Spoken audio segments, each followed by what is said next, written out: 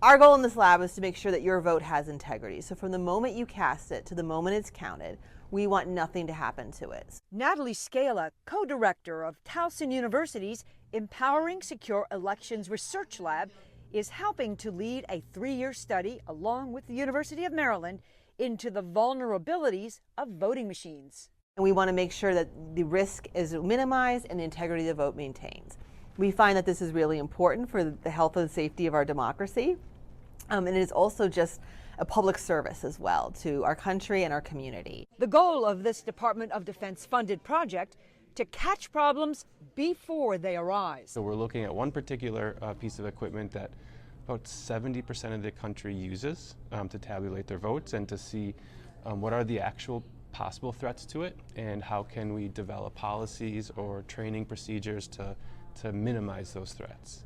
Josh Dalinger says this study is a follow-up to another conducted in 2009. We are essentially looking at that existing risk assessment, identifying threats that have emerged since then or threats that they missed, and trying to provide a more complete risk assessment, along with acknowledging that boards of elections in some states don't have as much money as they should to maybe defend or protect some of these systems.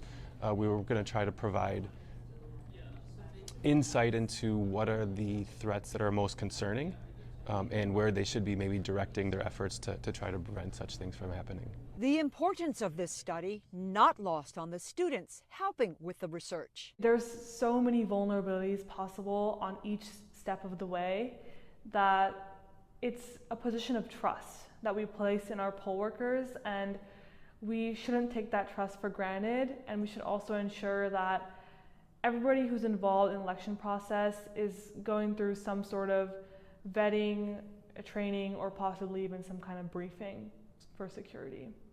It's really important to have these systems secured just to protect our democracy, make sure no foreign interference or even domestic interference is happening. Maryland State Board of Elections Administrator Jared DeMarina says studies like this one are key to battling mis- and disinformation. This is, I'd say paramount right now in our situation because of how critical disinformation has, I would say, permeated the American psyche about the electoral process.